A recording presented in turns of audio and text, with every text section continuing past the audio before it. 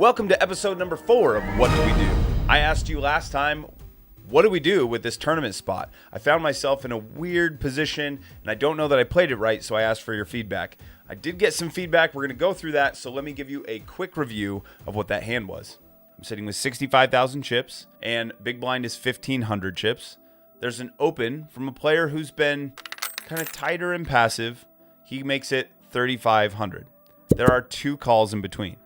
Now I made it 16,000, and I'm coming in with this sizing. I'm risking a lot of my stack. Yes, there's a huge payoff if I get paid here, and that's why I sized up. I thought this player would be prone to making the call with something like, pocket 9s or pocket 8s or whatever if there was a small raise. Whereas the large raise, I think he's tight enough that I think he's going to be willing to let those go.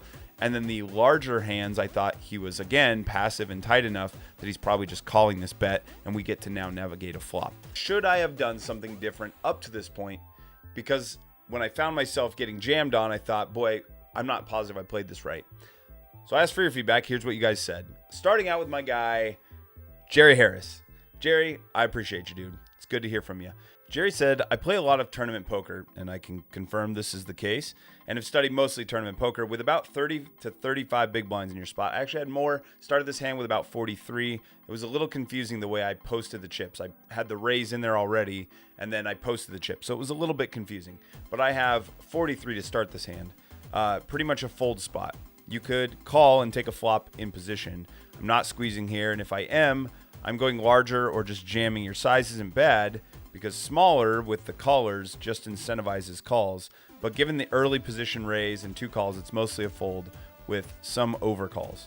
We do want to 3-bet offsuit Broadways more than suited ones, but I just don't think this is the spot, even though we block kings and queens.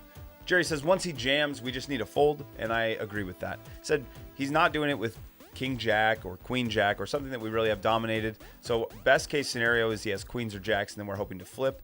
And so it just really doesn't make sense to be ever calling. Then I got this comment from Street Soul who said, I can get on board with a raise or a call. So interesting. In my mind, both of you guys said that a call was an option. I didn't have call as an option. I was thinking, I don't really want to be calling. I've got these reverse implied odds if I hit a top pair and all that. But because my stack size is getting on the shorter side, I can see where I can flop top pair and then be okay to push with it. I really didn't want to play multi-way with that like medium top pair kind of a hand.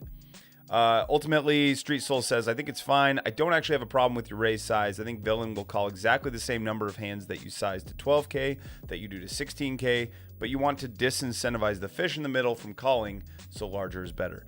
I agree with that. I think if I'm going to make the raise, it's got to be a little bit larger so that I don't get everyone to call, because I don't want to play a big bloated pot with a bunch of players. I'd rather play heads up if I play at all. You found out exactly what was going on, and it only cost you 16K. However, I marginally prefer a call. I do feel in general we want to be 3-betting linearly multi-way versus a tight opener, and king queen off just doesn't meet the right criteria, unfortunately. Okay, I think you're right. The fact that my opponent was a little bit tighter, in my mind, I was expecting him to be folding out, like over-folding some of his opening range because he was being so patient. I think whenever he saw aggression, he was more likely to let go from what I had seen. So I thought that it was a pretty good spot to put some pressure on, because if it got through him, I didn't expect anyone in between to call. I thought this was a really good comment to kind of wrap up the thought on calling, and something I didn't put enough thought into. And it was multi-way. People become very honest in their hands and bluffing go way down, but this gives us ample bluffing opportunities on later streets. Ultimately, both of you guys saying, hey, make a call rather than a raise, or make a call rather than a fold, but the other options kind of maybe not agreeing there, but agreeing that, hey, we can make a call here pretty safely. I should have probably had that go through my mind. This was not a line I was going to take with a call, and if I hadn't reviewed it with you, it probably never would have crossed my mind that I could take that line. In my mind, this is like, hey, this is raise fold. I don't really want to have any calls here, but you both said, hey, consider a call. And we're deep enough that if I do hit a big hand, if I hit a straight, if I hit a 2-pair, something like that, I can really clean up. And it's only going to cost me 2 big blinds to see the flop, with a pretty big incentive if I do win.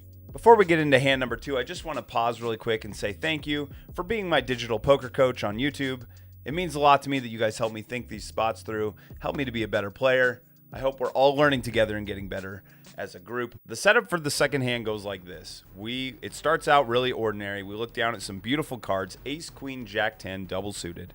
Loving the way this looks. I'm first to act. I pot it to $15. There's one caller in between me and then the next player to take an aggressive action, who is straight across the table from me. He pots it up to $75. Now, I haven't seen this player do this light, and this table has basically been 3-betting aces. There's been a couple of kings and a couple other things, but it's mostly been aces. So I'm expecting a very strong holding from this opponent, who has gone from $200 to, I don't remember what he's at, $2,500 or something at this point in like a matter of 3 hands. He's just won and won and won, and within like 10 minutes has gone from $200 to like $2,500. So now he's sitting on a mountain of chips. He covers me. I'm sitting about 900 effective for this hand. And the player behind him has been fairly active, getting involved, seeing a lot of flops. He makes the call of $75. It then rolls around to the player to my right, who decides he's going to move all in. He's a short stack. His all in is for just over $200. So now the action's on us. And what the heck are we going to do? We got $900. We have a player that has already 3-bet. We have a player that is 4-bet all in. We have nice cards, but I mean, they're not aces. They're not the best hand possible. Player to my right's been a little bit on the loose side, so there's definitely some interest in trying to take those chips and attack them. What are you going to do here? We have $900. Opponent straight across the table covers. Opponent next to him covers. So we're in this weird spot. I have a tough decision to make. Are we folding? Are we calling? Are we raising? PLO players, I need your help, man. What should I be doing here? Because I had no idea in the moment. I'll tell you what I did next time and the outcome of it in the next episode. Leave your comments down below. Excited to hear what you have to say, and I'll talk to you next.